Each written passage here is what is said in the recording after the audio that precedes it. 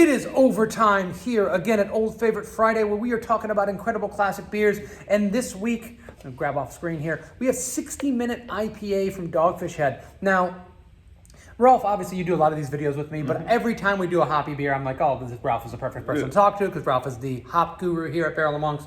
But we did 120. We've done 90. This is the last of that series of beers from Dogfish Head that we are doing. And it's not because of quality or anything like that. It's just literally suggestions that come in from us or beers that are available to us. But finally doing 60-minute IPA. It's a classic IPA for a reason.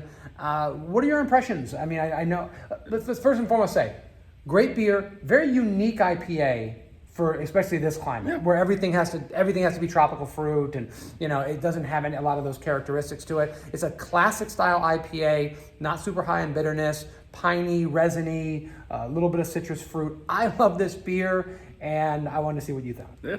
So I think it's a great beer, and you kind of hit some of the points even I was going to make. It's very classic in the way. So you pretty much, as far as all the variations I was going to name them, because you have your 120 and 90. So Dogfish Head is known for making solid IPAs, double IPAs, and even what now would be considered, I guess, triple IPA or whatever you want to call it, 120. And the flavor profile is very classic in the way, not only just classic to when it was made, but classic to how Dogfish Head, they have their unique style. But it's like the sweet honey malt character, I would say, is slightly bready backbone, but I would say more of the honey.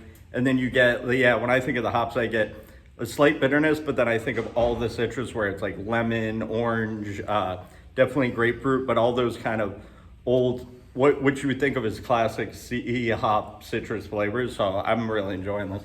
Yeah, and I love the malt character here. We were talking a little bit before we got on here and said that, back in the day, and these are beers that have been around now for 20 years or so, right? This beer, I think, was first brewed back in 2002, 2003, from what I was doing for research. But you had the Two Hearted Ale, which we've done here, that has this, some people even call it like a Michigan-style IPA, but had a very unique kind of flavor profile, a little bit lighter in color, but not super bitter. Then you have the classic West Coast styles when you have your green flashes and your stones and places like that really up the bitterness, and they were going for like super clean but really, really mouth-puckeringly bitter. This is kind of an early version of like more of the East Coast style IPA, where you had a real malt forward flavor.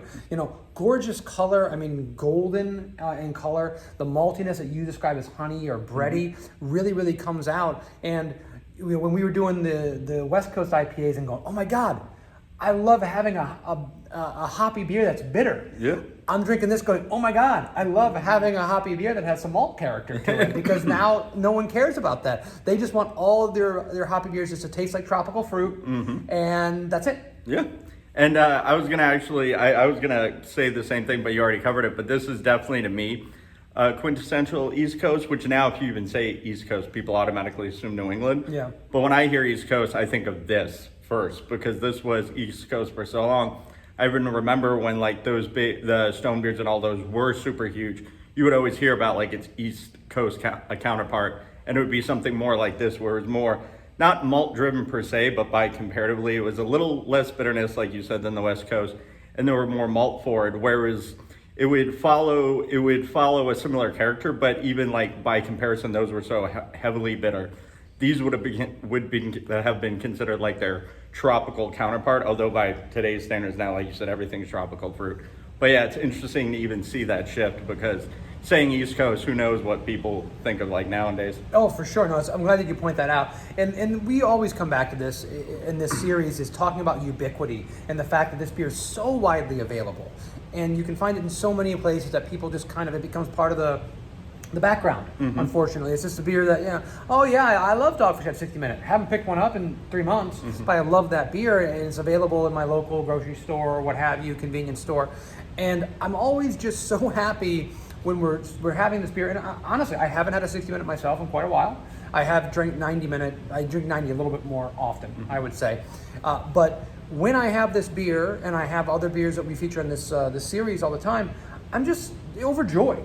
Because I'm like, there's so much good beer out there that it's hard if you want to go to a friend's barbecue and you want to bring a good beer that you're really going to enjoy, but also the rest of the people at the party that might not be craft beer aficionados, they're going to enjoy as well.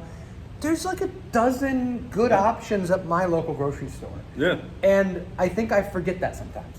Yeah, and well, that's what I was going to say. Even just for even IPAs alone, since this is a hoppy beer, just if I was trying to get someone into IPAs, my knee jerk isn't going to be try this triple dry hop, new school, whatever. Sure. If like someone has no idea, they're like, I drink like Bud Light, but I want to get in a craft beer, I would point them in the direction of something more like this, because I think this is much more of a beer you can enjoy when you've been drinking for a while, but also it's not going to scare anyone away. So I think this is a great beer for the consumer overall, because it's not going to be too much. Something triple dry hop that almost tastes like pellets, as much tropical fruit as jam in there, it's going to scare someone off who isn't into craft beer already. So. And the important thing to think about that too is that it's not because it's not complex, No. right? It's intensely complex. In fact, listen, there's some great New England hazy style IPAs out there that are layered and incredibly well balanced, and they have a ton going on with it. But if I just were to put a bunch of names on a dartboard and randomly hit one, most of them are pretty one-dimensional. Yeah. They taste like the same thing over and over and for over sure. again. A beer like this doesn't do that. You get the malt, you get the hops, you get the complexity of the hop flavor. I love the fact that I get some herbaceousness and some grassiness in this. That's another thing. I remember, back in the day, drinking Gubna from Oscar Blues, and people would say, "This tastes like onion," and I'd go, "Yeah, it does," and it's fucking delicious, right? I love when you can do like some flavor profiles that are not just fruit forward, not just citrus forward. When you bring in complexity, because that's what really makes a good beer, is that something you can unlock different flavors every time you take a sip.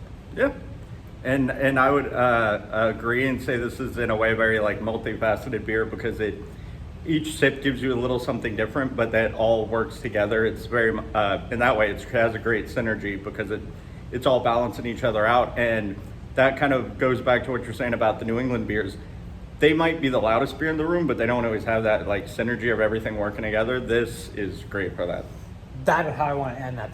And was that from the business classes you're taking, using the word synergy?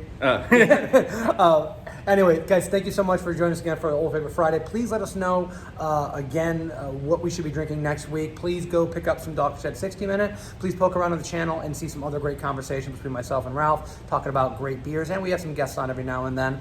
And we really appreciate it. Like, subscribe, click the notification, do all that stuff. We'll see you next week. Cheers. Cheers.